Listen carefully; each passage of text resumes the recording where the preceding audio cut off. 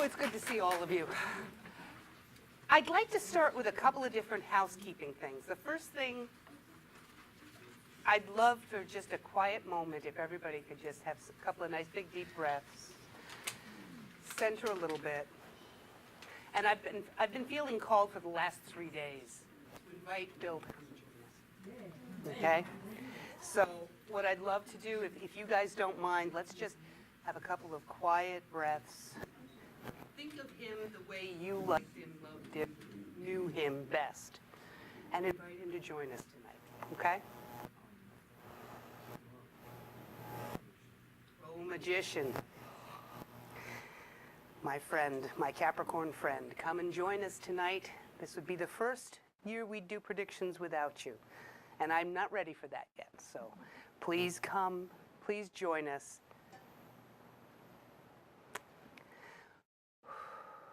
Come if you will. Stay. Okay. Other housekeeping. The way Bill and I always begin one of these is to find out what's the lay of the land when it comes to our astrology signs. So, how many Aries do we have here tonight? 1, 2, 3, 4. 4? Okay, 4 Aries. How many Taurus? 1, 2, 3. 3 Taurus. 4, another one? Good, okay. How many twins? How many Geminis? 1, 2, Matthew is a 4. So 4 Geminis, okay. Cancer. Wow, okay.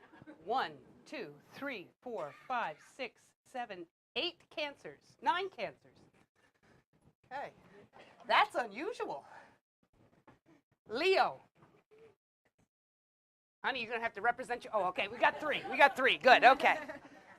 She'd be up for it, though. She's Leo. She could do it. Virgo. 1, 2, 3, 4, 5, 6 Virgos. Okay? Libra. 1, 2, 3, 4. 4 Libras. Scorpio. 1, 2, 2 Scorps? 3 Scorps. Okay, 3 Scorpios. 3 Scorps in your eye. Sagittarius. 1, 2, 3, 4, 5, 6. 6 Sag. Capricorn. 1, 2, 3, 4. 4 Caps. And Bill. We'll count him. 5. Aquarius. 1, 2, 3, 4, 5 Aquarians. And Pisces. 1, 2 Pisces. This is 3? Okay. This is unusual. To have 9 Cancers. So in terms of water, 8, 11, 10, 15, it looks like Earth actually seems to be our biggest element for this particular year. They're in a row: fire, earth, air, water. And then for the modalities, 21, 9, 13, 16, 11, 16, 19, and cardinal. So cardinal, the signature of this group is cardinal earth. Interesting. That means it's a lot of, the energy of this, put that into English, the energy of this group of people is one that wants to create, one that wants to make things get started and get underway. And it's Bill's sign, yeah. That's right, cardinal earth, Capricorn. All right, so that's good to know. Finally, a couple of ground rules that I'm going to toss out. I'm going to be speaking a little slower than I normally do. I apologize in advance. I have a canker sore on my tongue, of all places. So talking's a little painful. So if I make weird faces, that's why. Ground rule number 2, I will be opening things up for discussion, but I don't want this to become a free-for-all. So if I invite invite a conversation. Don't be upset if I shut you down too, because we've got to keep moving. Bottom line, if you really want to talk that much, have your own Friday night forum. But seriously, I want to try to keep things moving so we're not here wasting a lot of time. Okay? I'm more than happy after the talk is done to chat with people or nod and gesticulate as my tongue will allow me after the talk is finished. But I will be at various times be opening up the room for you to share your thoughts. Okay? We're going to be, how many of you have been to the predictions talks before? Oh, good. So how many have been here since were here last year? Okay, good. That's a good percentage. So I'm going to go ahead and ask a question I was thinking about. It's been a weird 2017. What have you learned?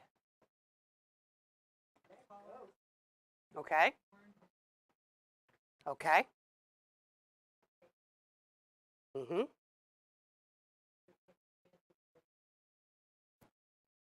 Explain a little bit. Me a little bit more. I like where you're going with that.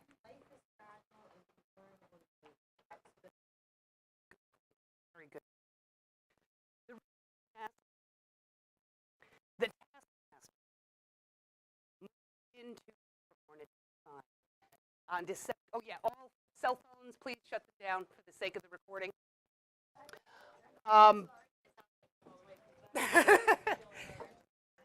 It moved out of the sign of Sagittarius and into its own sign of Capricorn as of December 19th.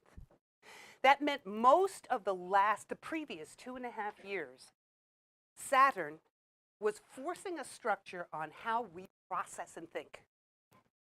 So it wouldn't surprise me at all if people told me that as a result of the last life experiences for the last 2.5 years, especially this last year, much of the way you think about the world has shifted and changed, right?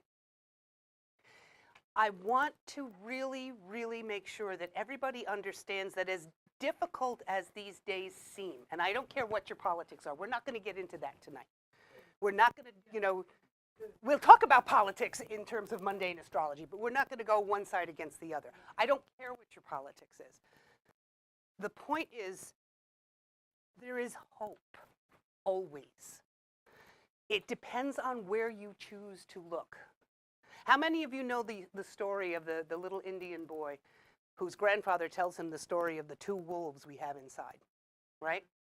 I won't go into the whole story because I don't want to talk. But we can either choose to feed fear and anger, or we can choose to fear faith and hope.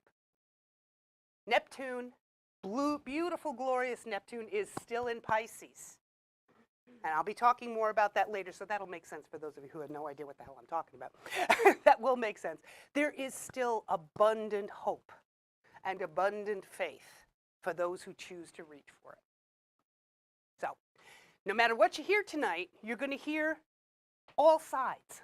I don't believe in sugarcoating. Anybody who's taken my classes knows that. And I also don't believe in not having a positive ending after I've shared something else, so that there's always something to hope for. Okay? All right. So let's take out the thing that was handed to you. The way that we're going to proceed tonight, I'm going to start off first by talking a little bit about the supermoons. I'll be doing for this first part much what Bill did in his previous years. That was really interesting when I first started doing this. I was like, how am I going to do this alone? How am I going to do this alone? And I cried. It was very cathartic, very emotional. And then this peace came over me. And it was almost like Bill saying, Patricia, do it your way. So I'm going to present much of the same types of information Bill did in this part of the presentation, just with a Pat twist on it, okay? So we'll talk about the supermoons. There are 2 this year. We've already had 1. We'll be talking about the retrograde planets. And there's a lot of them this year. A lot of them this year. We will be talking about where each of what I love astrologer Howard Sasportas' name for the big planets, the gods of change. Uranus, Neptune, Pluto. We'll be talking about Jupiter actually straight out through the big planets, what sign they're resting in, what they will mean for you individually.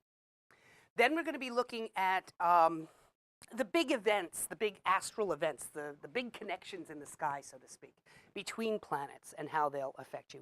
Did I mention eclipses? We'll be talking about those. And then finally, I do have a small number of predictions based upon the mundane. It's weird, though. You remember how last year I kept saying that it was so confusing, everything was so contradictory? When I sit down to do this each year, I look back at an almanac on Wikipedia to see what happened each day over the course. They were all right. It was one of those weird years where everything was going on all at once. So that made me feel better. But it was still, it's hard to nail down a theme for the year, except for chaos. Seems to be the theme for 2018. Spiritual, no, I think there's another way to call it. I would call it spiritual Armageddon would be a way to talk about it. We're going to be rebirthing big time, big time. So, supermoons. How was January 1st for any of you?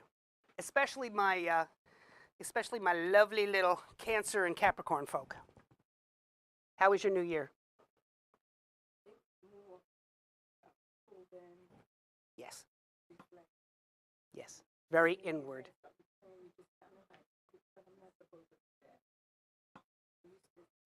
Mm-hmm. Mm-hmm. A supermoon will do that.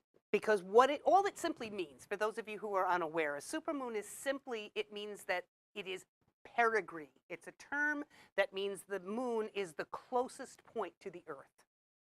And the supermoon that occurred on January 1st is the closest it's ever been since 2003, if I'm not mistaken. It was on the Cancer-Capricorn axis, and because it was a full moon, the sun was in one place, and the moon was all the way over on the other, Sun in Capricorn, Moon in Cancer. So we were being asked to really think on that New Year's Day about the balance that we must find between our concepts of hearth, home, family, the safety of cocooning, as you mentioned, as opposed to our public lives, our public persona. All of that is what came into play on that particular full moon. Now, how many of you have some awareness of what sign and where the houses are in your own natal charts? Good, good, okay.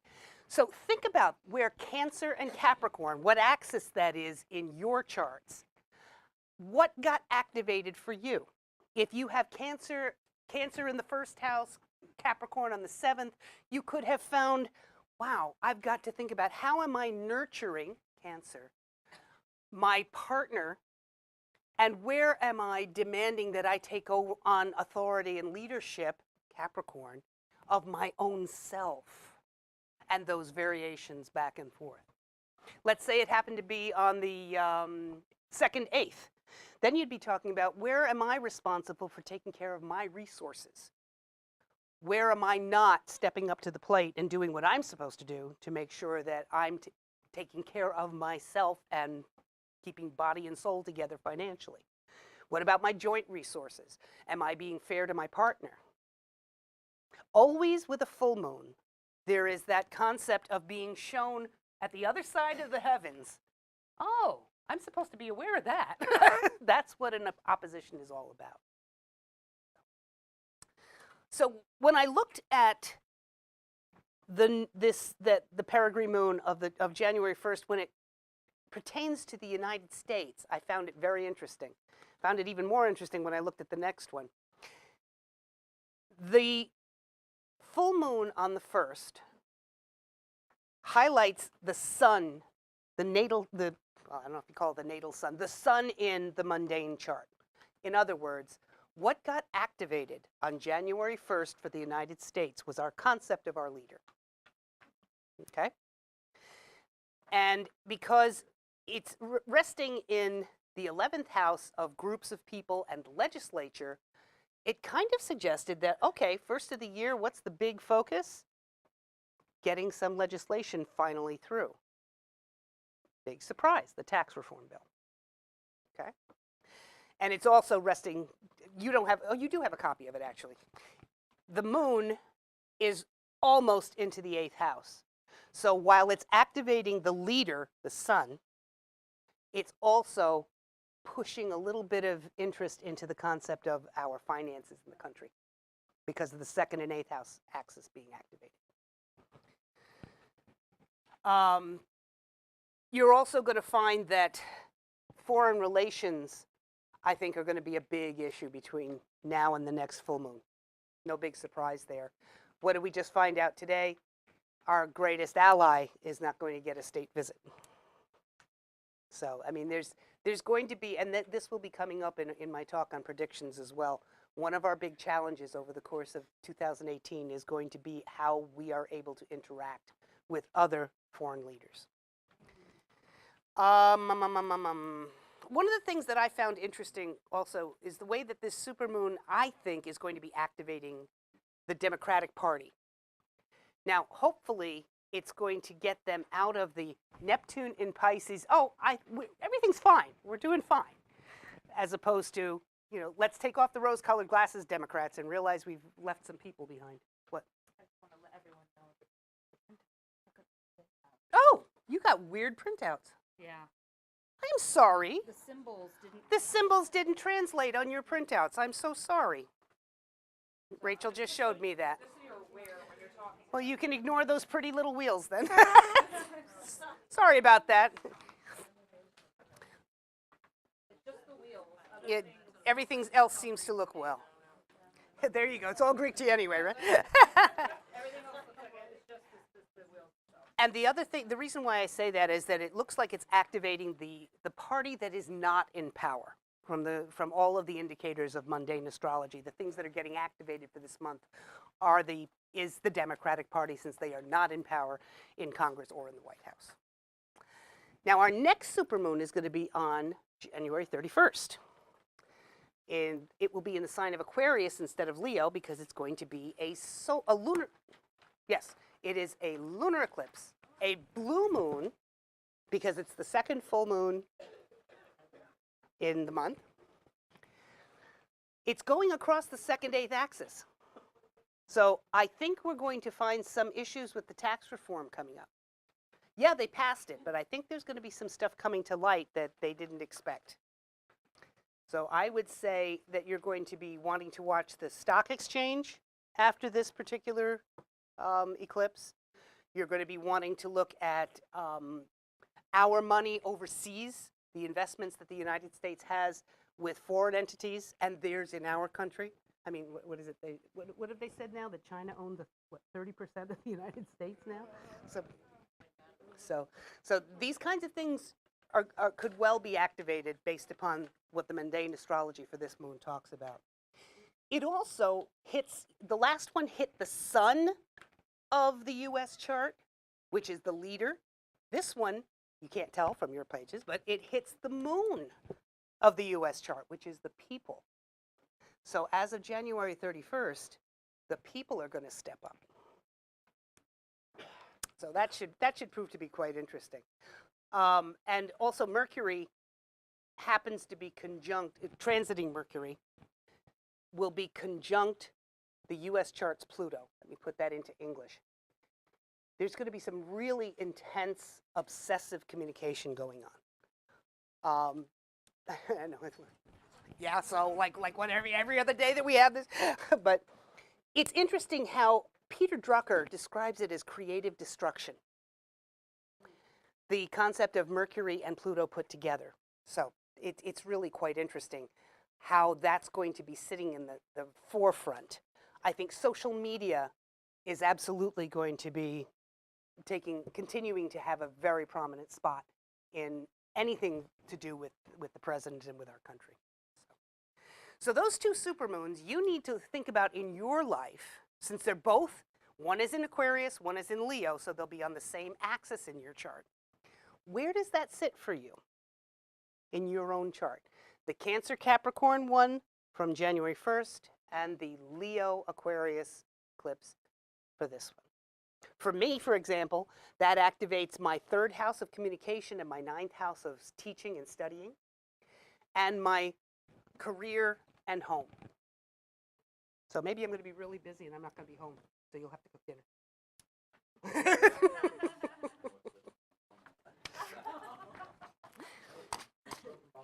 There you go. All right, so we have 5 eclipses this year. On your next page, I've given you the listing of what each of them are. I mentioned January 31st, the total lunar eclipse will be at 11 degrees of Leo. So that's a balance between fun, lovers, your creative expression especially, and your intimate connections with others. Leo is all about warmth and generosity of spirit and having a good time, enjoying each other's company. Now, and it's also the idea of the good of the one.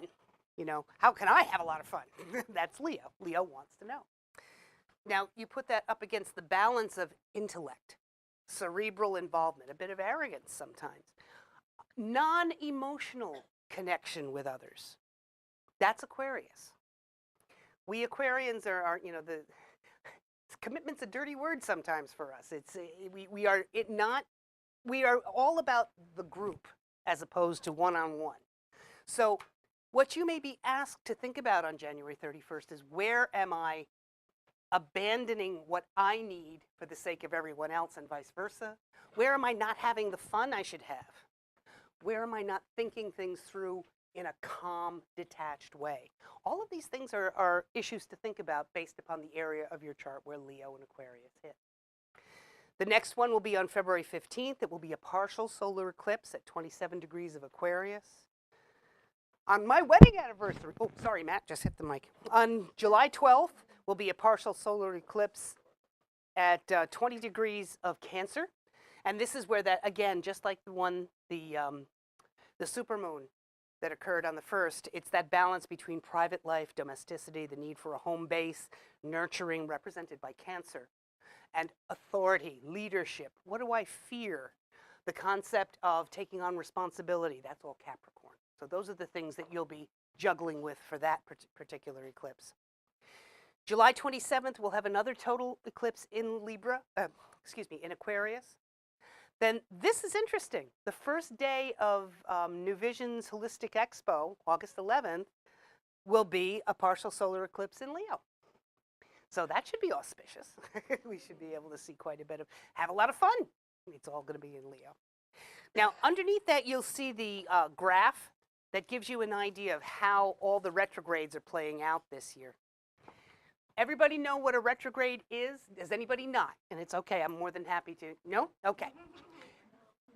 Astrology is a visual science, okay? When the ancients first started noticing the heavens seemed to have a pattern to it as those little bright lights went across the sky, they started to notice that sometimes during the year when they seemed to be going straight along and then they seemed to stop. And then it looked like they were going backwards. That was a little unnerving back in 2000 BC, trust me. Then it would seem to stop and move forward again. These are called retrograde periods. It isn't that they actually go backwards. It looks that way when you're standing on Earth and observing. But what happens really is it's because of the shift in the ecliptic and the way that the planets orbit each other and the sun and all the rest of it, that it just gives you that visual effect. But as I say, astrology is a visual science. So we go by what we see. Interestingly enough, it may not really be going backwards, but no one is going to deny that there is an effect we feel when each of those planets goes into a retrograde period. So, real schmeal, we're feeling it, right? I found it interesting, and I'm not going to read through all of these dates for you. I found it interesting. If you look in July, there are 1, 2, 3, 4, 5, 6 planets all retrograde at the same time. So don't get frightened. Everybody, you hear this stuff, oh my God, Mercury's in retrograde, I'm going to hide in the house. All retrograde means is that universe is asking of you to take the energy that each of these planets represents and allow it to go inward. Now, some are harder than others. And depending on what sign you are and which of these planets is your sign's ruler, each of us is going to feel those planets a little differently. We've got Geminis and Virgos, raise your hand. What's your experience with a Mercury retrograde? Maddie? You work in technology. Yeah, exactly, exactly. Were you born by any chance under a Mercury retrograde? There you go. Okay. If you were born at a time when a planet is in retrograde, when it goes retrograde by transit, you may find that the energy of that planet actually works easily for you, much more comfortably for you. So that's kind of interesting. So there's going to be a lot more discussion about each of the planets.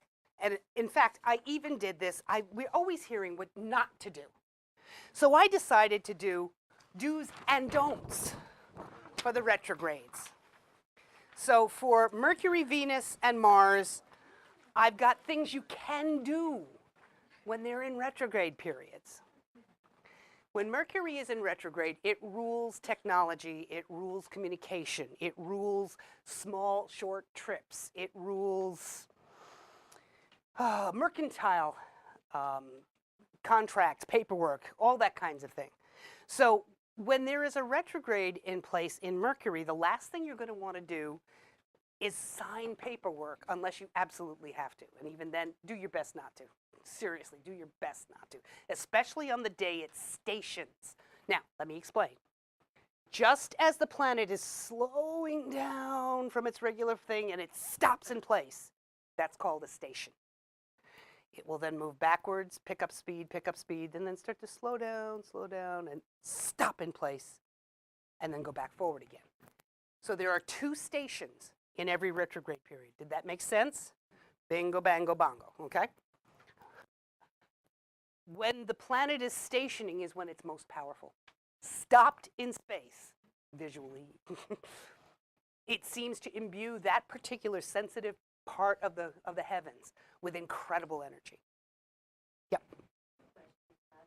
One is, could you let us know when those stations? Yep, those are the dates on here. And, Oh, I don't have the second station. Yeah, I don't have that one. and the other one is, for those of us who look at this and still look at Greek, can you tell us which planet is? Oh, yes, yes. You know what we'll do? When we're done, I will take mine, and maybe we can get them photocopied. Okay, that's what we'll do then. When we're done, we'll get them photocopied for anybody who wants one that has the glyphs showing correctly. Okay? So during a Mercury retrograde, though, one of the best things you can do is go hunting for something that you've lost and can't seem to find. It's a fabulous thing to do. Your mind, your virginity are probably not going to be possible, you know. Just saying, just saying. It's never a good time to initiate a new project. But if you're like me, I have a lot of UFOs. I'm a knitter and a cross-stitcher. Does everybody know what a UFO is? Unfinished object. I think I must have $20,000 worth of crafts going on in my house. So I'll never have to buy another thing in my life. All I need to do is go shopping downstairs and pick the one that I want to work on. But it's a great time during a Mercury retrograde period to attack a project you had started and it had to slip to the side. Back up again. You'll be able to find a lot more insight when it comes to that. And as they say, take an old existing idea and polish it up. You'll have new perspective coming in during the retrograde period. And this is interesting for those of you who want to know, how can I work with this on the job? One of the most fun things that I started doing with this at work, because I used to be in the broom closet.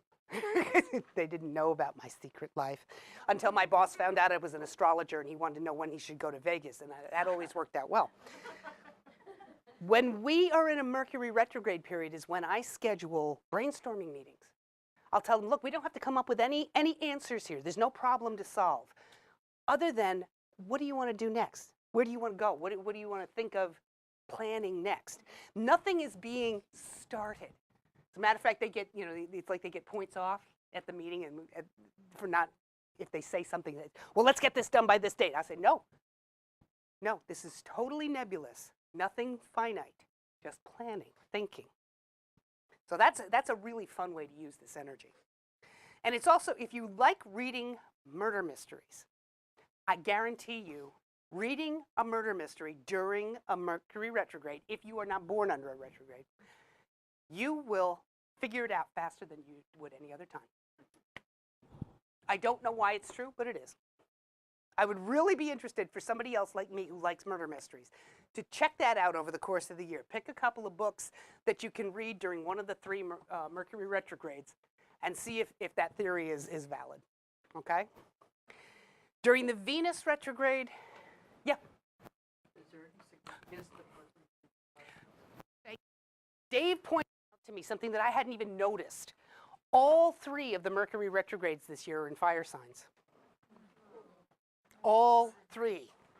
Now, I honestly don't know the significance of whether or not that's often happened, but you made me want to go back home and check and research it, so I'm going to find out. But I think it's interesting that in this day and age where communication is so volatile anyway, how interesting that the retrogrades, where we have to go within and communicate with ourselves, that it's in inspirational and fiery energy. It's pretty cool. Yes, good point. Yes. It'll cast a shinier light on those darker spaces. Thank you, Jim. That's true too. Yes. Yes. And you're still kind of in shadow. This is the year to get your taxes done early. Don't sign them until after April 15th. No. Get them done early, before the retrograde starts. Good idea. Yeah. Get them, or otherwise you're going to have a fine. Yeah, do them before the retrograde starts. It's not common for the universe to batter us with a Venus retrograde, a Mars retrograde, Jupiter, Saturn, all of them. It's very unusual. But this year we've got them all. A Venus retrograde, I think the last time, I'm trying to remember the last time Venus was in retrograde. I think I bought my car during a Venus retrograde, which was interesting. The current one. Because it was a good deal. It was definitely not a luxury vehicle. So what you don't want to do is do things like, all right, here's your guideline for a Venus retrograde. Don't do anything where there's the potential for when it's over you to go, what was I thinking? Because that's exactly the energy that's going to be in place. You're very much ruled by wants and desires, because that's what Venus is all about. Venus is all about wanting, desiring, having fun, enjoying. So during the Venus retrograde, do not get married. If you've already planned your wedding, change it. have a non-marriage. Have a party and marry later after the retrograde's over. I'm serious. It does not bode well. When it says buy new clothes, I would say don't change your fashion sense is maybe a better way to put that. And fill your closet with stuff that you're going to stand back and go. Don't do something drastic to your hair during a Venus retrograde. Any big luxury expenses will not end up the way you would hope them to during a Venus retrograde. Don't redecorate your house unless your husband likes to paint. And interestingly, don't pursue design projects of any kind, because what happens is your perception shifts during a Venus retrograde. However, you can shop for bargains, as I say here. This is the perfect time to look at the relationships in your life. Take off those rose-colored glasses and ask yourself, am I giving what is needed? Am I receiving what I need? Is this relationship the right one for me right now? Has it run its course? Have we fulfilled the contract that we may have had with each other? Or is there still more story to tell? This is what you want to look at during the Venus retrograde period. It's not just about your finances. It's about what is the most meaningful way for you to merge with another human being and how to make it the most effective for you. Okay? So you can look at, all the other ones. Mars, this one is hilarious. You know how we talk about, well, it's not hilarious. I take that back.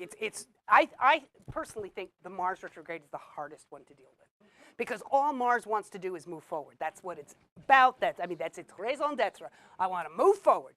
And during retrograde, you ain't going to move forward. It rules technology in the sense that Mars rules iron and metals. So you're going to find your car may break. Everybody thinks car breakdowns, that's all Mercury retrograde. It's also Mars retrograde. Household appliances will break down during Mars retrograde if they're made out of metal because Mars is saying, no, this needs to be rethought here. If we had to think about what's the purpose of going inward when we talk about Mars, which is, retrograde is always going inward. If Mars is our motivation, then maybe when Mars is in retrograde, we need to look at what is it that drives us? And is it smart? Are we truly listening to our inner guidance, or are we simply moving because we feel like we've got to move forward? You can go in circles really fast. Yeah, you're moving forward, but it's kind of in a circle and you're not getting anywhere. So when there's a Mars retrograde period, is a fabulous time to take the time to ask yourself, what do you want? Where do you want the journey to end? Yes, I get it. It's not the destination, it's the journey, but it does help to have an idea where the hell you're going. The journey's a lot more pleasant when you have some idea of what the road is. It's also a really good time to think about being aware, living in the present. That's another thing. Mars likes to just be full speed ahead. Mars retrograde asks of you to take a breath, smell the roses, be aware of what's going on around you at that moment in time.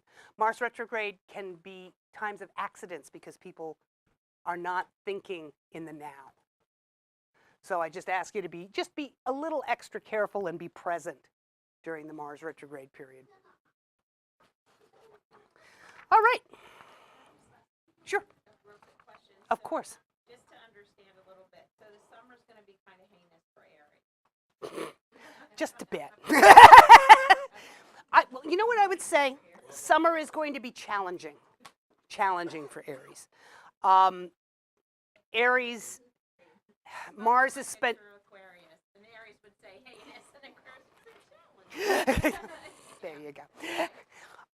The thing about Aries for this particular year is there's so much Mars energy in play. And for you in your solar chart, if I'm not mistaken, Mars is going to be retrograde in, I've had so many of these things coming at me. Mars is retrograde in Aquarius, so that's in your 11th solar house. Put that into English. Dealing with other people is where you're going to be wanting to bang your head against a wall. Okay? Even more, you just said you're already there, so I'll just go into the coma. Well, there's that. You could do that. I actually, if you decide to pick up the Aries thing, I gave good days and bad days, so you'll be able to know when is the day to clean out your garage, because that's a good use of Mars energy. Thank you for actually bringing that up. I appreciate it. When you put that energy to use by being physically active, it keeps the energy from working on you. This is something that I have learned in my practice for many years now. The energy of the planets will always work. You get to choose whether it works on you or you work it. If you are aware of it, then you have a better chance of it not completely whelming you. I think I just coined a whole new phrase. Wow. Like Yoda, I speak. And when it comes to Mars, you're talking about physical activity. Aries, it might be smart to think about getting an exercise routine in place. If you're not a runner, doing strength work. Strength training is a fabulous way to use that energy. Okay? So the bigger transits of 2018, I'm not going to go through each one of them, but they're on your sheet. It'll tell you what the big things in store are. Let's play a little bit of astrology here. The very first one talked about a Mars-Jupiter conjunction. That actually happened on the day of the, it started on January 1st with the supermoon, and I think it ripened the 4th or 5th, if I'm not mistaken. What does Mars mean? We've just been talking about it. Give me a couple of words. Action, power. Power is more Pluto. Forward moving, okay. Aggression, drive, motivation. Okay, what about Jupiter? Okay. Enhanced is even better. Enhanced is better. Think growth. Think expansion. Think roadblocks removed. So put those two together. That's what a conjunction is. I call the conjunction the invasion of the body snatcher. It's when the transiting planets connect with each other and they take on each other's energy. The Mars-Jupiter conjunction, if I'm not mistaken, was in delightful Scorpio. Can I say this on television? How many of you got it on? It's very sexy energy, Scorpio, and Mars. And Jupiter is all about blessings and expansion and joy. So, you know, without it turning tawdry, it could have been, for those of us who had the availability, this could have been a very meaningful last weekend. We were all stuck in the house freezing to death, so let's get warm. That's one way that a Mars-Jupiter conjunction can manifest itself, okay? Another one that's coming up that you need to be aware of in February, there's a Mars-Neptune square. We've talked about Mars. What's Neptune's energy like? That's dreamy. That's kind of the outcome. What is the energy? If Mars energy is driving, and Uranus energy is explosive, and Pluto energy is nuclear, Saturn energy is sustaining. What do you think about Neptune?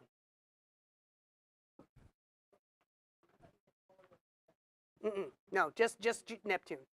Dissolving, eroding.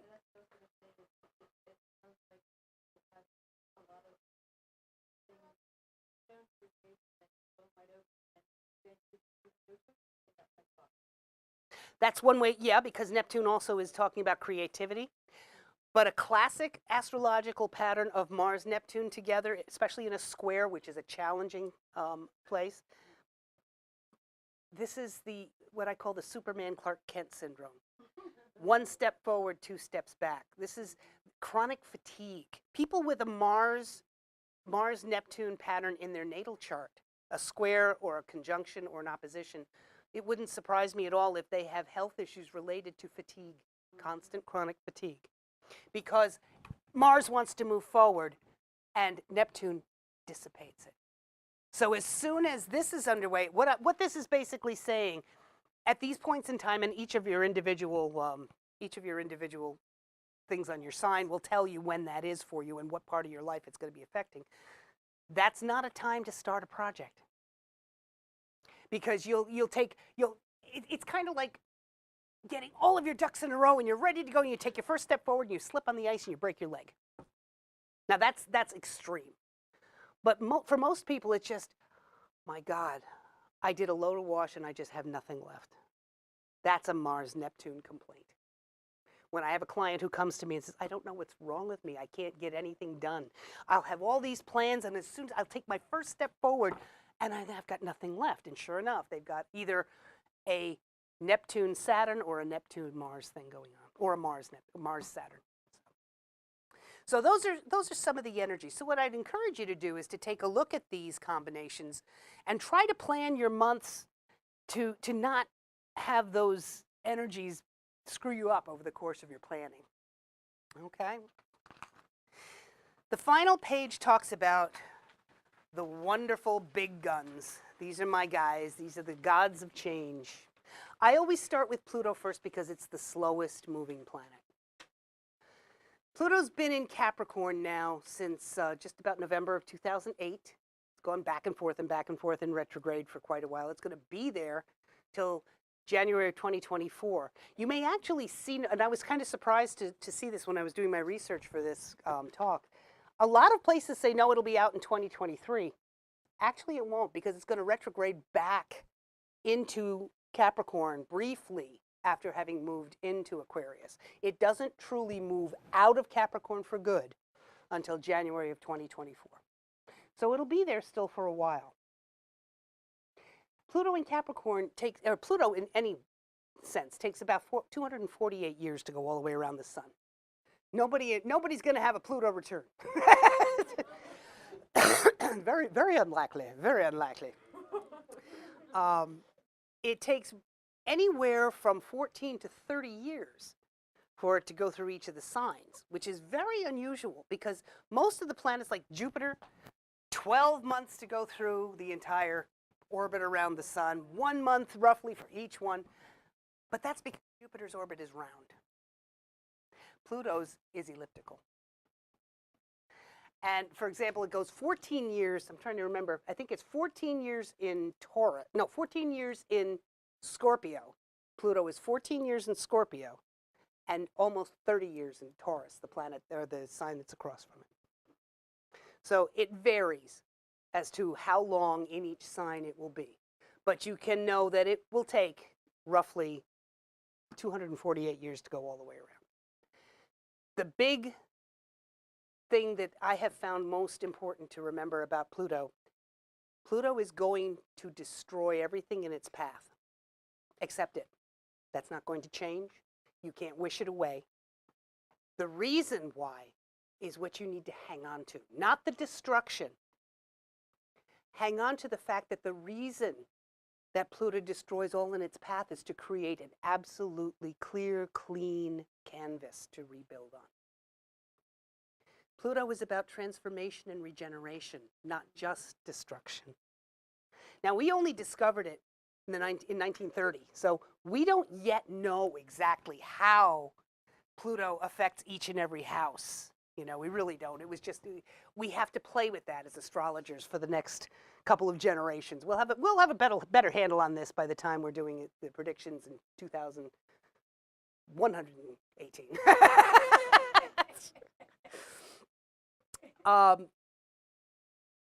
It's here to reform and change everything that is toxic. That's how I try to think of Pluto in Capricorn. What its purpose is to take anything that is not real, anything that is, again, toxic and not life-supporting, destroy it and give room to start again. The harder you hang on to whatever house, area, whatever part of your life Pluto is going through, the more pain you will cause yourself.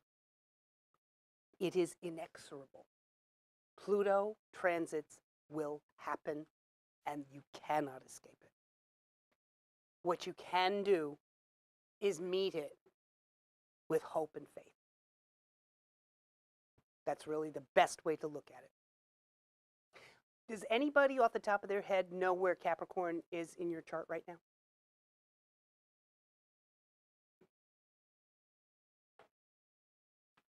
David? Okay, it's in your second house. Is it close to the cusp? Has it been there for a while? Can you tell? What degree? What degree is your second house cusp? Do you know? Okay. I thought you were looking right at your chart. Oh, okay. All right. My apologies. All right. Well, that means for David, what may I share?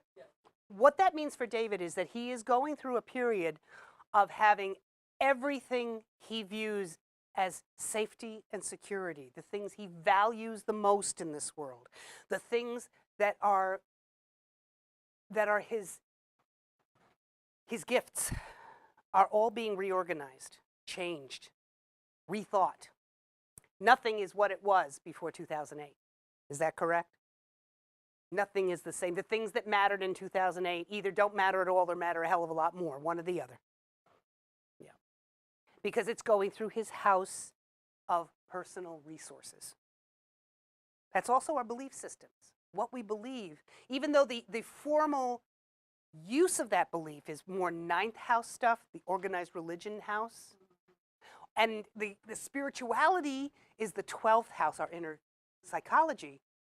In the second house, we view what we believe as part of who we are and part of what makes us ourselves. So it is therefore one of our personal resources. So people with Pluto going through the second will often go through a completely huge spiritual change.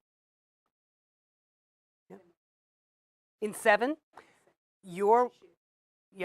if it's in your 7th house, all of your business partnerships, one-on-one intimate relationships, legal issues may all be affected by Pluto coming through.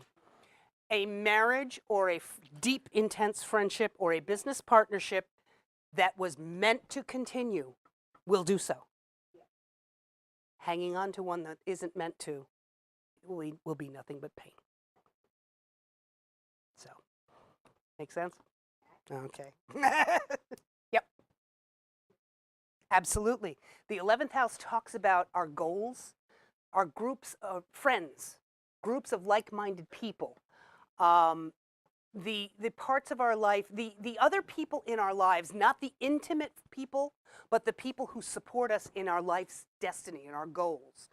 There's a reason why it's the house of friends. Very often they're the people that help us continue our destiny towards where we're supposed to go. Okay? When Pluto is coming through the 11th, absolutely social patterns change. Friends that have been friends for years, possibly all your life, may drop completely out of sight.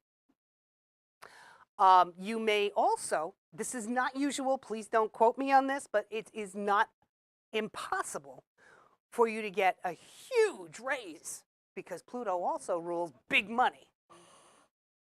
And of course, that's relative. You know, big money to me and big money to Trump are two different things. You know? But it's very possible at that time because it also rules income that is gained by merit. Okay. Yep. So, Pluto in Capricorn.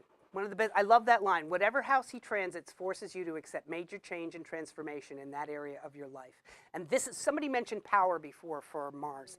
Yeah, this is power. This is power. Pure, unadulterated power. A Pluto retrograde is going to demand of you to find your own personal power and to not give it away. Many, many times during a Pluto retrograde, people will truly struggle with the concept of giving away their power because it's being pushed in their face. The universe pushes it right in their face. They're non-stop life lessons, you know. So that's what you got to do. You have to deal. So when Pluto is in retrograde, which is going to be at the end of March through the very end, it looks like the very, I cut them on 2 different pages here, sorry. Through the very end of September, it looks like.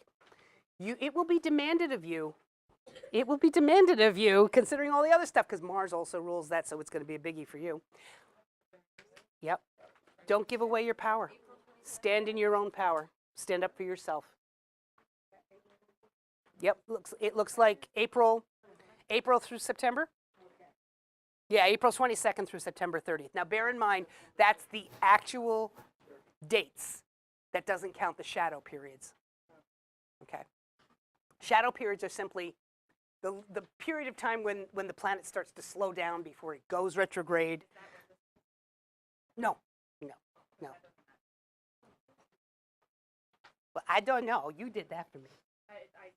You took it from the book, yeah. These are the I look these dates up on, on my software, so. Alrighty. Neptune. Does anybody have any questions about Pluto before we move in a little bit to Neptune? That's when it's demanded of you to step into your power and not give it away to others. So it looks like it's during the late spring and early summer period. This is when you're going to be called upon to put on your big boy pants, big girl shoes, and, be grown-ups. There you go. There you go. Neptune is in Pisces. It's been there since roughly February of 2011. It's going to be there for another, probably till 2026. was close. Um, Neptune loves being in Pisces. It's its own sign. It's very happy there. The Neptune energy functions very well in the sign of Pisces. So there are planets that work well with the signs they're in and some that don't work comfortably at all. Like, for example, we've just finished Saturn, a whole 2.5 years of Saturn in Sagittarius. All Sagittarius wants to do is run away and have a good time. All Saturn wants to do is make you stand there and do your work. So that's been a struggle for the Sagittarians. I guarantee you've had you've had an interesting 2.5 years. But now with Neptune in Pisces, this is what's going to really talk about creativity. It talks about spirituality, a love of nature, psychology, things that are hidden, the unconscious, not the subconscious, the unconscious. Okay? I find it really, really interesting. Neptune, before I talk about what's interesting, sorry. Neptune takes about 165 years to go all the way around the sun. So it's a little bit less than Pluto. And then it stays in each one for just about 14 years. It's actually 13.75 years that it's in each sign. So these are the slow-moving gods. And the reason why I talk about them as the gods of change is because these changes occur and there's a lot of time for you to adjust to those changes. Mercury, Venus, they change in a day. Now, that doesn't mean that their transits are not important, but they're rarely life-changing. Does that make sense? So the thing that I'm associating with Neptune in Pisces right now, with everything going on in this world, Pisces and Neptune are where we are willing to deceive ourselves. The positive part of Neptune talks about the ideal. It talks about the perfect. It talks about the very, very best that can be. The less skillful, my brother, the less skillful manifestation of Neptune is, where am I willing to lie to myself or have others lie to me? Deception, loss, vagueness, confusion, these are also aspects of Neptune. So if we're thinking about this period of Neptune in Pisces with everything that's going on right now, I think we really have a choice, don't we?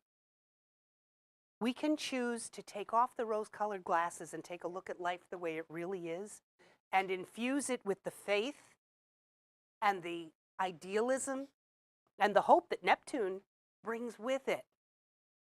Or we can close our eyes and make believe everything's fine. That's up to you, which way we go. I consider this period a global spiritual awakening. I really do. What we are seeing on a worldwide basis is everybody's life, everybody's paradigms are being shaken up right now. Everything is eroding. All the boundaries are dissolving. People don't know where they stand. That's Neptune. And the reason that happens is that so we can erect new boundaries once the transit is done. Neptune is the water cutting a rut in rock. That's its energy. It's a great harbinger of change. People don't tend to realize it because it's one of those, it sort of happens without us realizing it. Neptune just sort of makes things happen, and then all of a sudden we notice it. But it is a harbinger of change. I would say it's not the end of the world. It is the end of the world as we know it.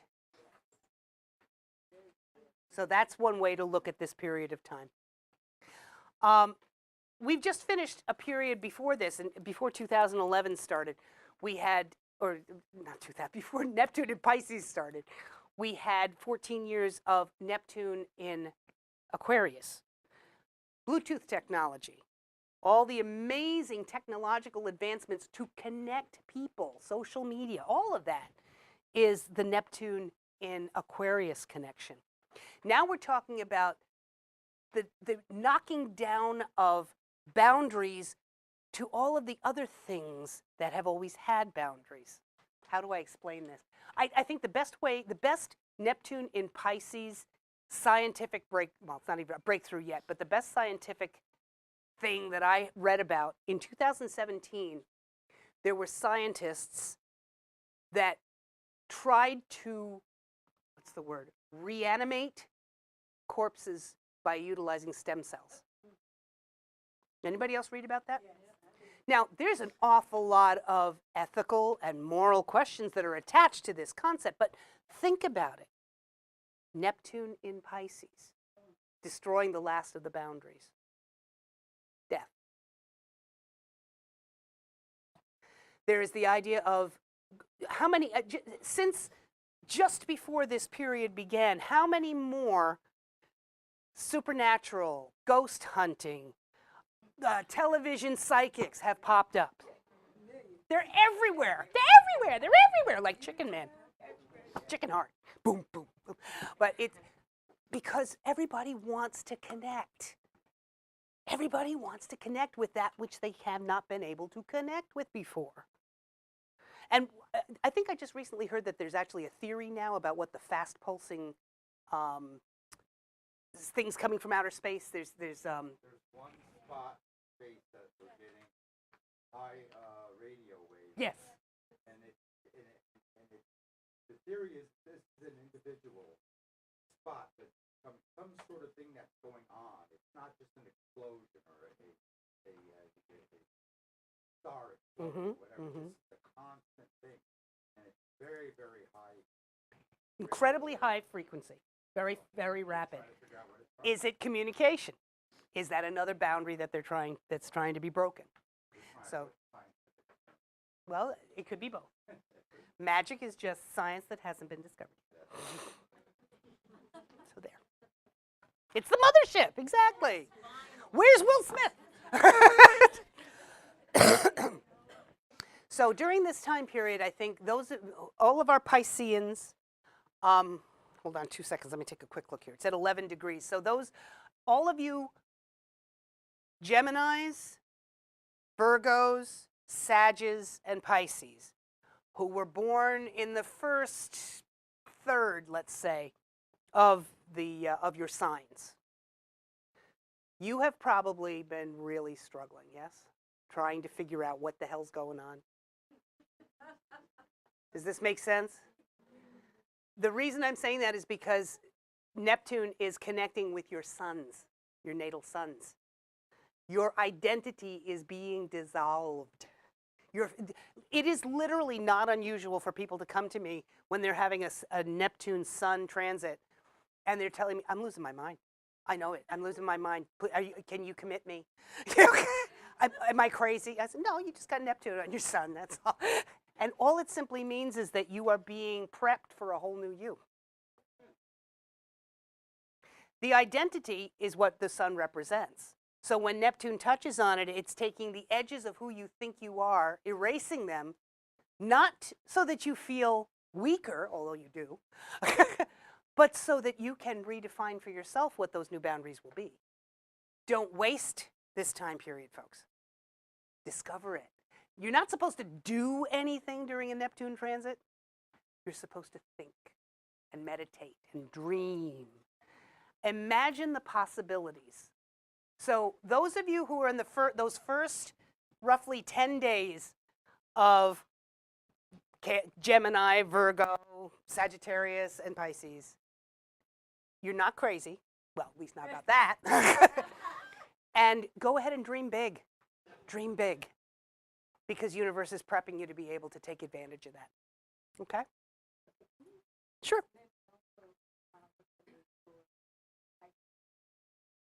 That's actually going to be very similar because Pisces rising is how you are shown to the world.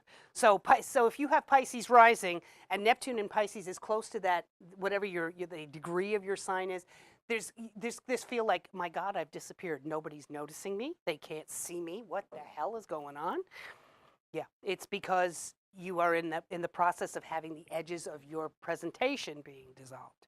That's something else too. If anybody, and I'm not trying to make money for Bob here, but if you are interested, you could get both the sun sign page. going right to Oh, the sorry.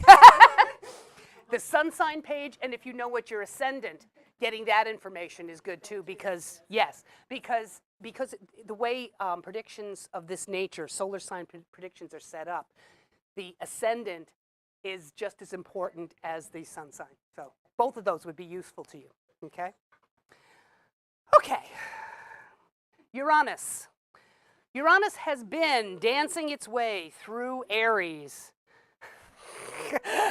since 2011. There was a lot going on in 2011, but it's finally going to be moving into Taurus. It's been great. This has been a demand on you to be your most authentic self. How am I doing on time? I'm getting there.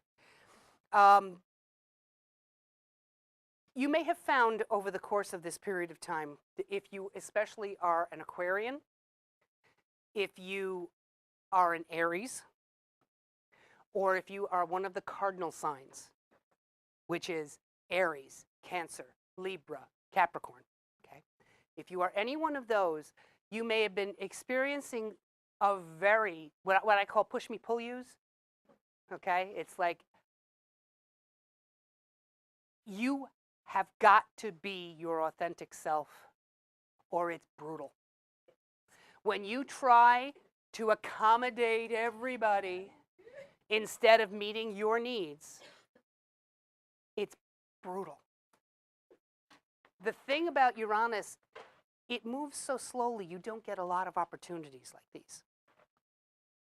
So when you have a Uranus square going on in your chart, or you have a Uranus opposition, that's usually at 42. That's the midlife crisis. What am I doing? I'm not living my life. Yeah, people who are doing what they are meant to be doing generally don't have as much of a hard time with their midlife transits. The ones that are living the life their mother wanted, oh my God, those are the hard ones. But those of you who have the four cardinal signs, you are getting some kind of a push from Uranus throughout this period from 2011 until May of this year. So it's just asking you to be you, create revolution within your own life. When Uranus does go retrograde, then you go a little nuts. You really do, because it becomes this inner ping pong game.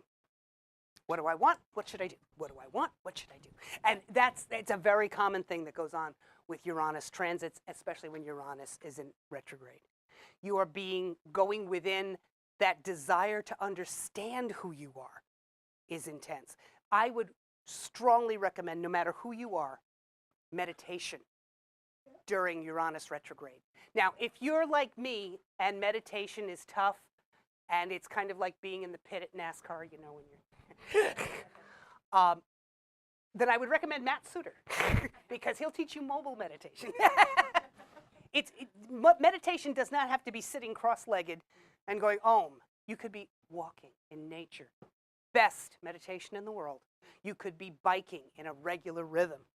Great for meditation. Excuse me?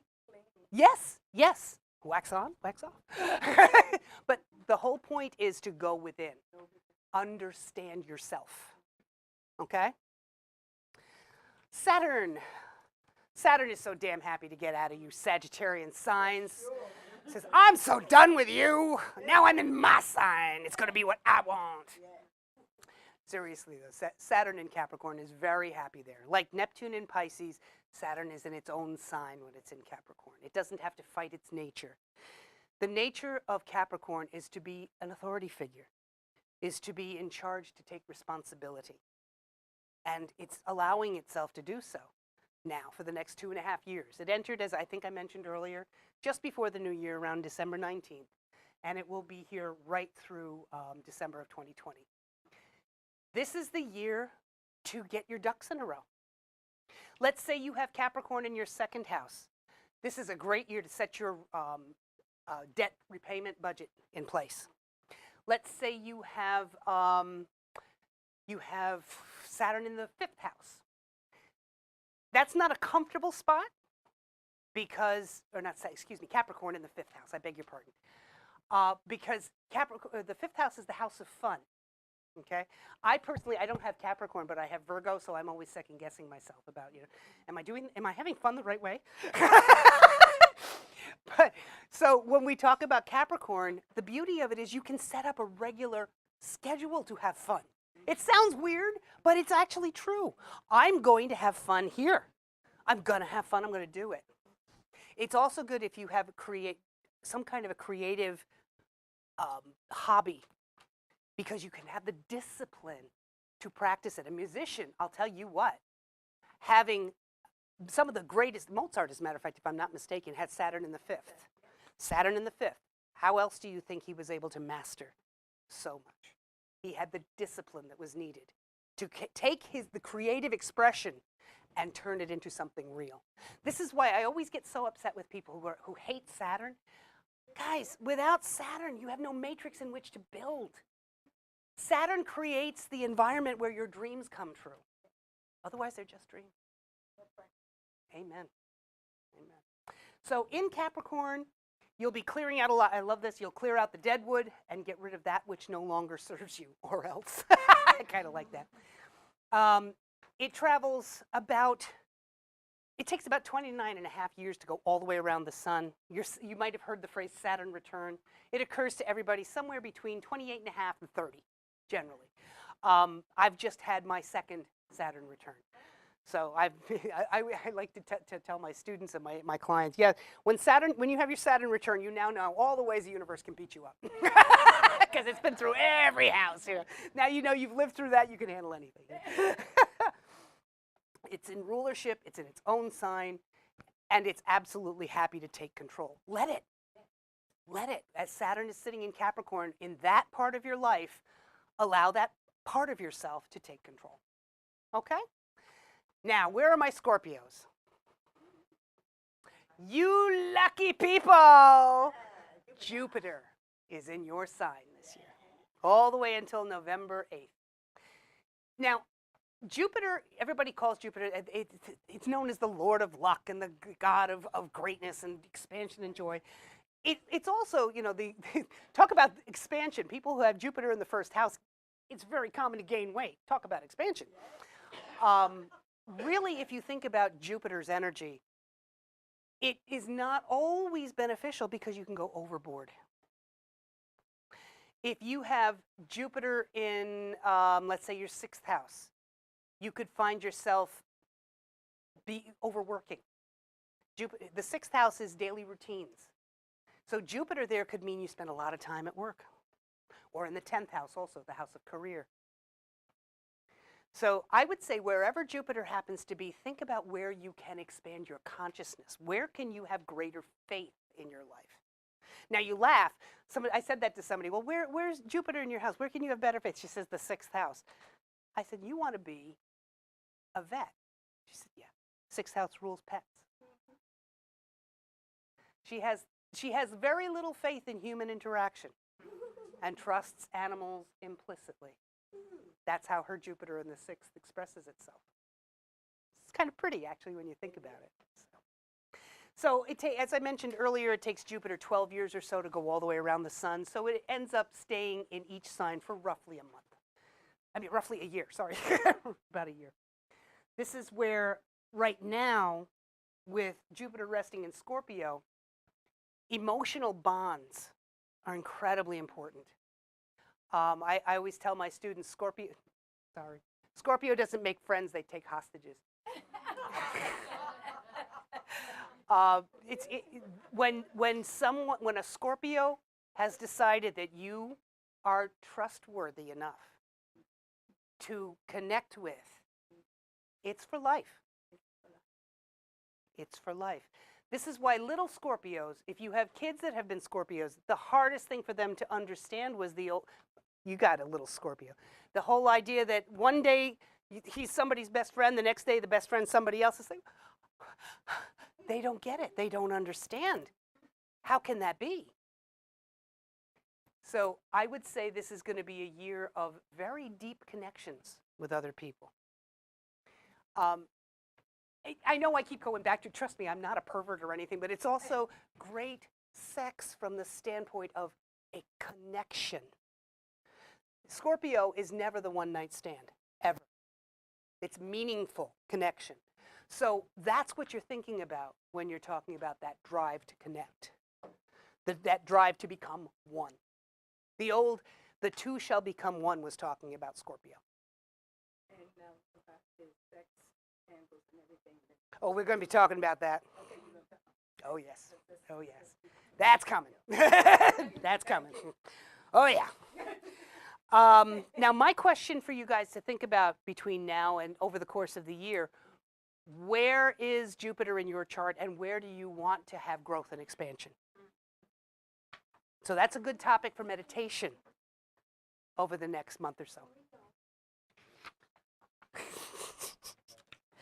All right.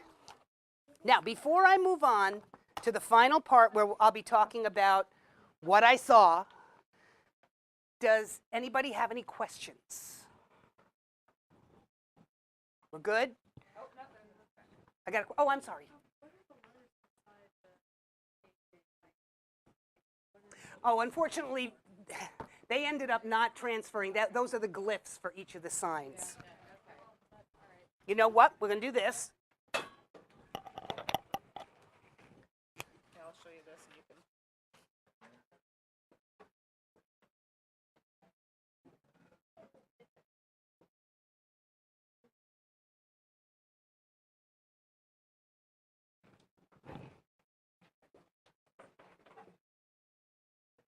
Neptune is the trident. Pluto has two options. It has the P with the little L on it, but I've actually started becoming very fond of the old Pluto because it's more spiritual.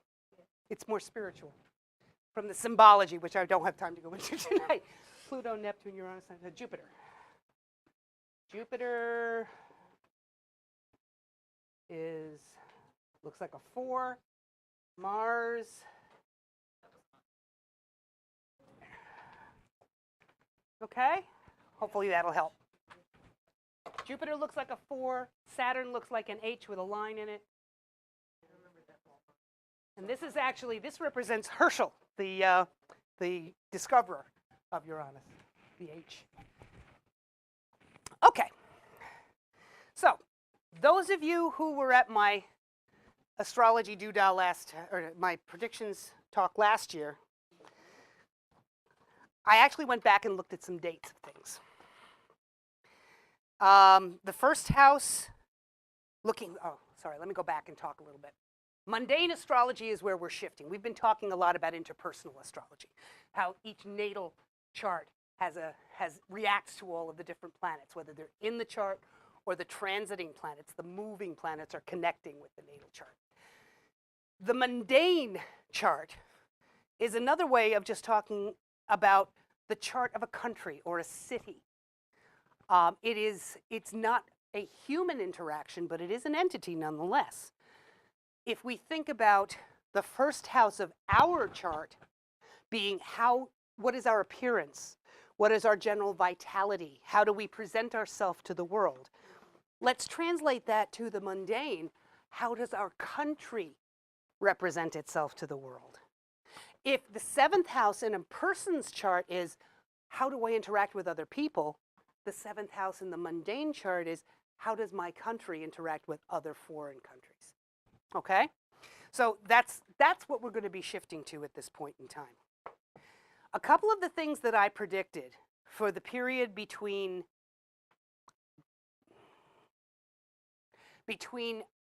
I believe it was the Libra ingress, so it would have been roughly September 21st, the autumnal equinox, and now.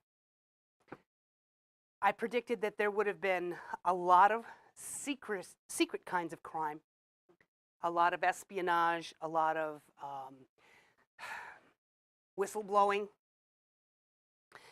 difficulty in getting anything off the ground when it comes to legislation. How many things did they try? And the only thing they were able to pass really was the tax bill. We talked about difficulty in international relations, and boy, have we lived up to that one. There was the talk, let's see, where is it? Uranus was in the 3rd house of that particular chart, because what you do is you look at the different There's different charts based on the type of sign that rests on it. It's a really long, involved process. Trust me on this one. I'll just tell you. But for that particular period, Uranus, the planet of unexpected change, was resting in the third house of automobiles, transportation, and it was in the sign of explosion. On October 14th, there was a massive truck bombing in Mogadishu, Somalia, killing 512 people and injuring 314 others. It is the largest automotive tragedy of its kind ever in the world. And that happened while Uranus was resting in the third of accidents with transportation. Now, I get it. Some of the people that are poo-pooing astrology could say, but to me, it just makes sense that it's there. What were some of the other things that jumped up at me? The fact that it was unfortunate for government, lots of unfortunate aspects for legislation, but the fact I was so confused because the monarch leader was so well aspected. Everything looked like it was so good. And now, after a year, I realize why. We are so divided in this country right now that I struggle to see how we can find some kind of a common ground. Because, bless you, it seems like no matter what we do, there's always going to be this polarity where one side is going to say everything's hunky-dory and the other side's going to say it's all going to hell in a handbasket. That's why I think there were so many anomalies and contradictions in these charts, because both is going on at the same time, depending on which member of the population we talk to. These charts were set all for Washington. So we are at an impasse there as well. The next one we look at is the Aries, or when Aries starts, which is March 20th this year. For this particular time, I'm going to predict that there's probably going to be a big flu epidemic during this period. So if you have not yet gotten your flu shots, or you're not, take care of that. I'm not even sure if that will work because it may be a brand new strain. Oh, this has already started? There you go. Okay, all right. See, I'm not up on my stuff going on. But yeah, it's really suggesting illness, and it's apparently, based on what I saw in the chart, very, very dangerous for children. Is that correct? They're finding the kids are being hit particularly hard? And the elderly? Yeah, that makes sense. Okay. A lot of unrest and discontent. Yes? And as I just heard Kelly say, and I've heard a lot of people say, good stuff to make a lot of people sick. Yes. I saw that twice. I think and I think that twice. Ah, okay. Reactions to the flu. No. Did you? Gabriel, that's amazing. That's amazing. It's in the chart. It's in the chart. What I find interesting is that there's this talk about contradictions. It says there's going to be a lot of discontent and a lot of unrest with the populace, but there's also a really very positive aspect in which it says that there's a removal of obstacles in government because of goodwill and support of the people. This is where I think this incredible polarity is at work, where half the population thinks it's all wonderful and the other half is, ready to move to Halifax. So what I wrote is that my gut says that the goodwill of the people will be related to the opposition party. Okay. I think it's actually, this period looks like it's going to be fortunate for the economy, based upon what the astrology is indicating. It's saying that stocks and shares, as well as basic thrift among the people are being more careful financially right now. I think it should indicate that there's good signs for economic growth during this period. Also, there should be there could be some kind of legislation or some kind of program that gets underway for benefits for mature and elderly people in our community. Saturn is involved. So between March 20th and June 21st, let's take a look and see what AARP can pull out of its hat. Okay, other things that jumped out at me.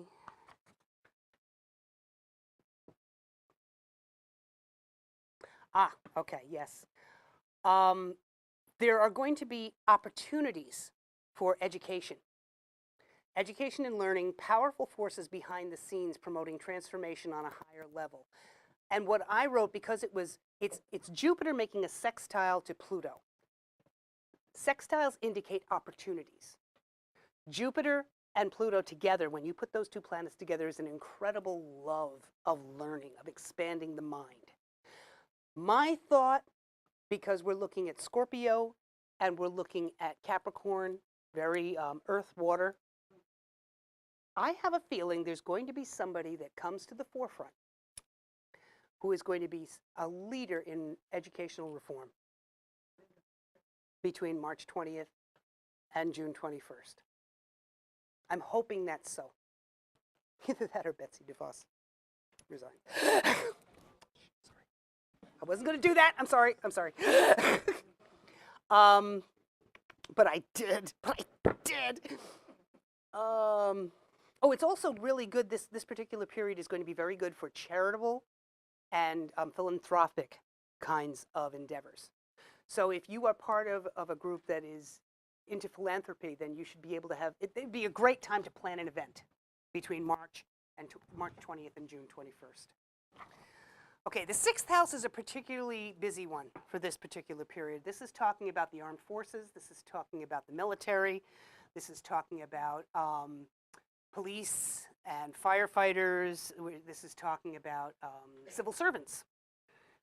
Employees is basically what we're looking at when we talk about the 6th house. It's also healthcare.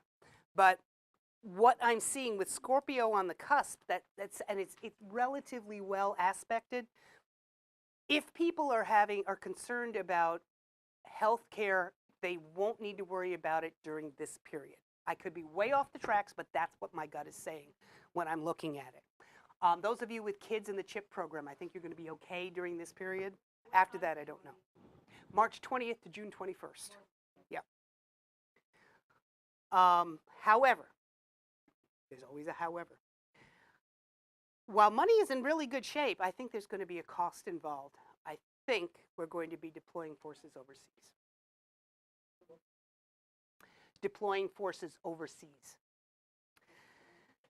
The reason I say that is because Saturn is making a conjunction to Mars, which sort of suggests a planned military involvement. And the 7th house is going to be activated as well, which is talking about foreign affairs. So, unfortunate for the leader in power. Obstacles on popularity, delays in passages of legislation, state affairs, angry differences between the president and the two houses of legislature, trade and labor unions suffer, the health of the nation overall suffers, foreign connections suffer, disputes, quarrels, disagreements between the president and the military. So this is kind of saying to me, I'm concerned the generals are going to try to mount something and they're going to be thwarted in doing it the right way based on what they're being directed to do. This is my gut. Please don't, automatically assume, but I would be interested to hear what you guys see over the course of that period of time. Also, an increase and expansion of military forces. Has there been any talk about reinstituting the draft? Not that you've heard? Okay, good.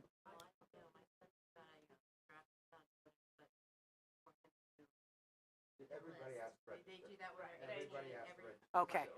I think what we may see is either reservists or people who have mustered out may be called back into active service.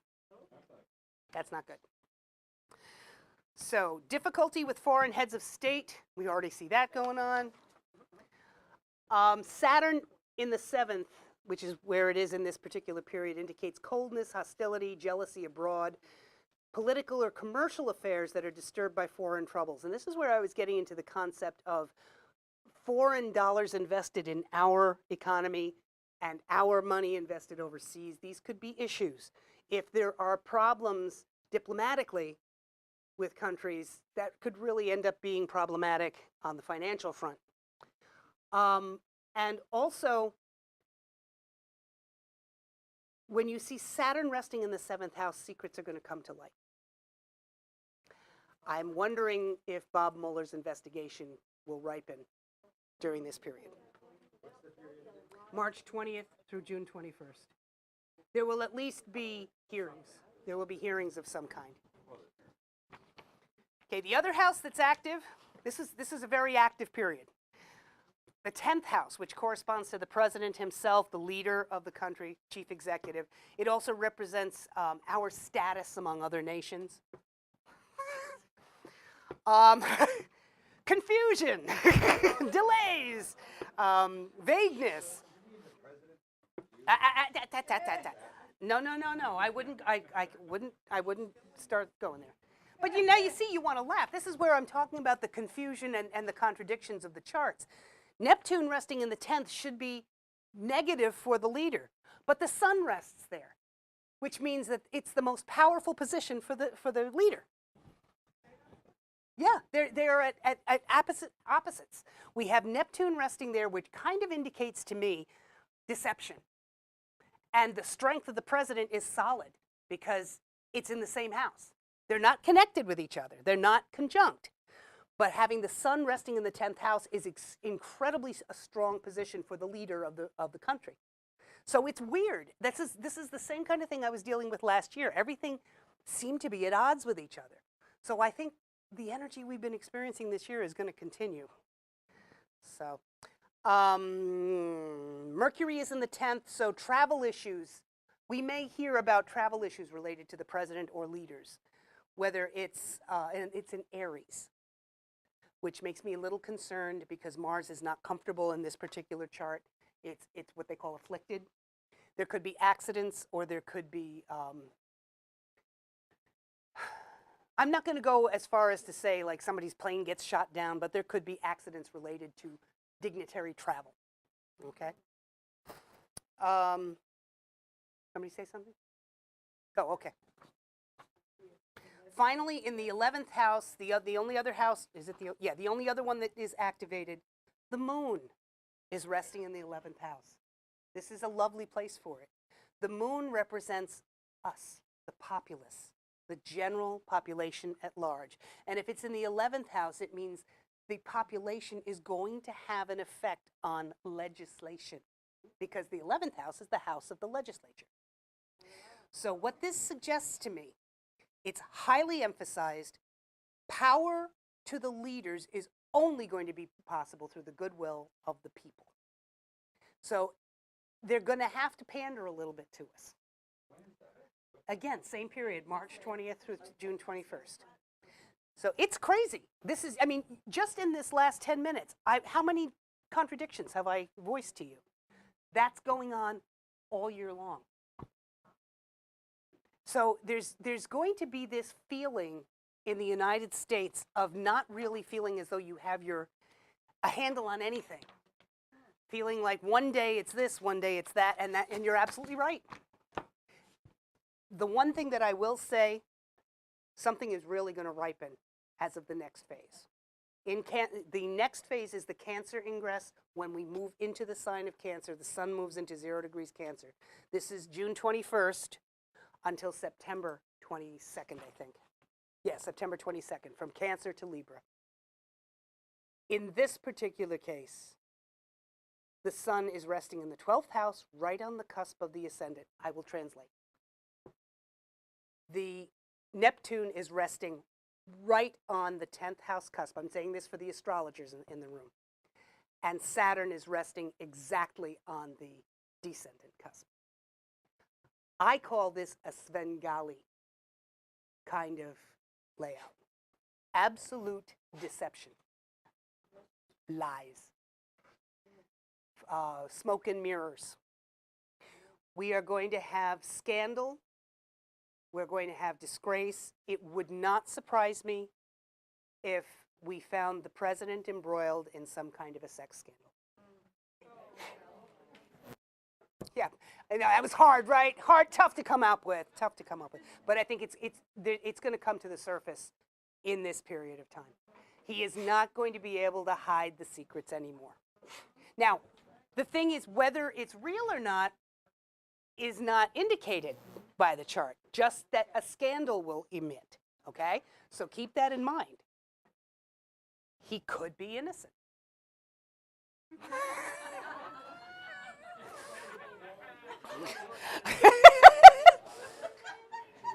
Now, at the same time, there's going to be I think this is going to be another summer like the summer of Freddie Gray.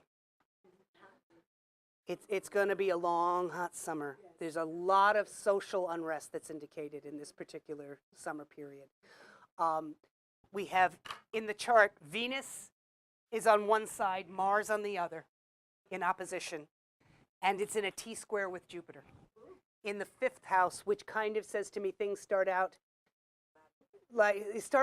being fun, and then it turns violent. And directly across, not quite exactly to make it a perfect grand square, but across from that is Uranus in the 11th, which is sudden, unexpected rebellion. The other thing that disturbs me is that I think we could see some deaths related to it. Mars is resting in the 8th house, which is the house of death. So I think what we will find, the period between June 21st and September 22nd will have a tremendous amount of violence, a very sad amount of scandal, and there's not a lot everybody's going to be able to do about it other than try to be the light in the world that you want to see. Yeah.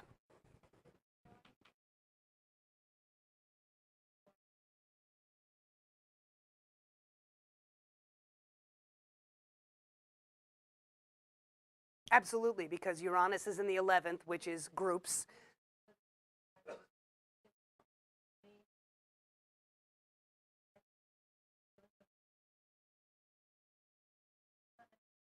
Yeah.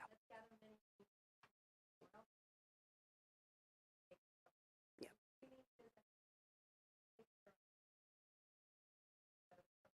That could very well be. Yeah. And quite honestly, with Venus, the ruler of money, resting in Leo in the 2nd house during this period, you are looking at having the money to finance an incursion. You have the money to finance an incursion. Venus rules money, military expedition. And with but the thing that really disturbed me about this particular one was the fact that we have three major planets, or I should say 2 planets and a luminary, resting on the angles of the chart. That means they're incredibly stressed. I don't like seeing Neptune there. That says deception. I don't like seeing Saturn in the foreign house, right on the cusp, because that means intractable and very difficult relations with foreign leaders. And the Sun resting in the 12th is all about secrets coming to the fore.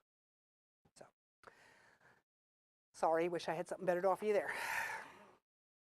One thing that's interesting during this period of time is that Mercury is in the 1st house. So how do I put this? Leaks, I think, are going to be even more active than they were before. I think the communication industry is what's going to be the light that shines in the dark places. It's not going to permit the secrets to continue. I think fake news is going to be thrown at us a lot during this period, and really what it will be is, I'm hoping, responsible journalism that's truly telling the right story. Yes. Yes. Yep. Yep. You don't know with Mr. 45, excuse me, 45 had an unfortunate outburst at a bipartisan meeting in the Oval Office. And he basically disparaged the countries of Africa and Haiti. Okay?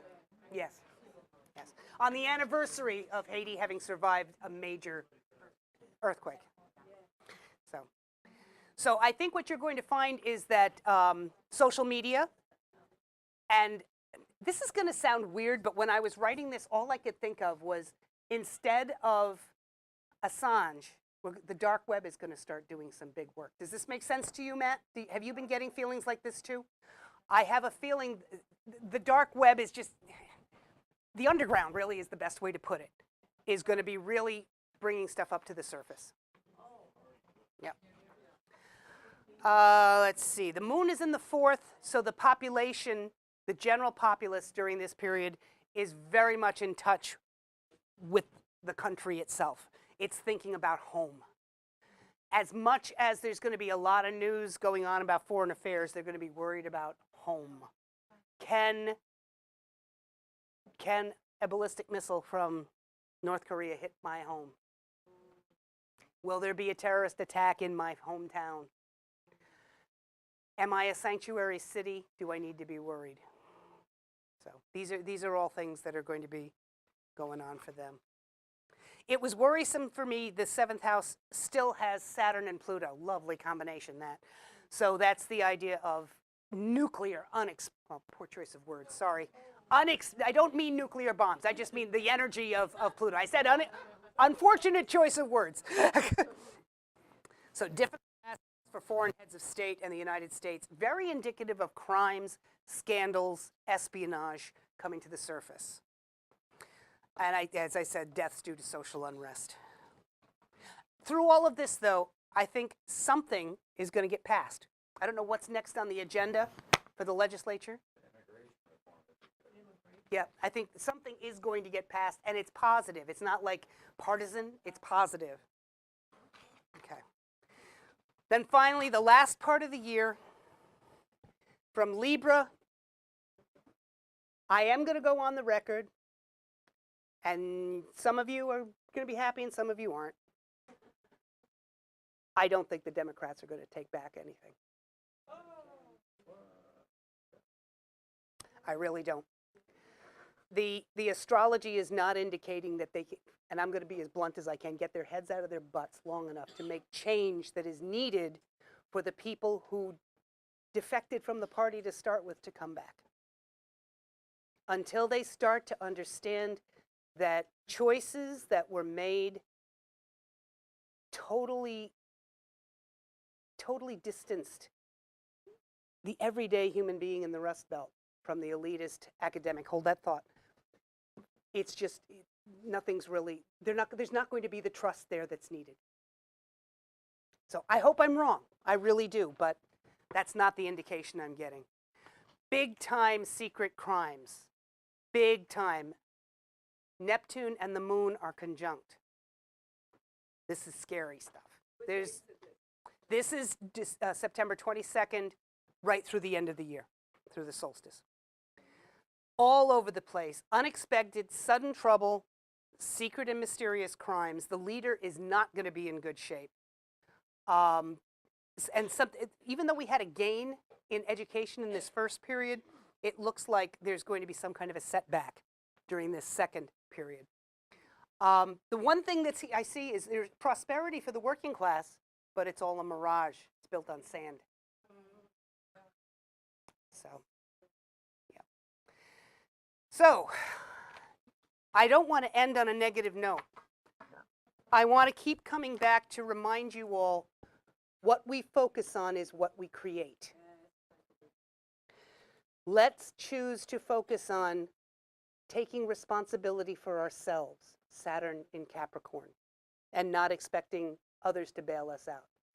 Let's be our own authentic selves, Uranus in Aries, and then choose to allow change and excitement to come into the parts of the world and our country's lives that are our foundations, like agriculture, the financial system, banking systems, Uranus and Taurus. Let's keep the faith, Neptune in Pisces, and continue to remember that when Pluto may lay waste It's because it's creating an absolutely clear palette for you to draw your dreams on. Namaste.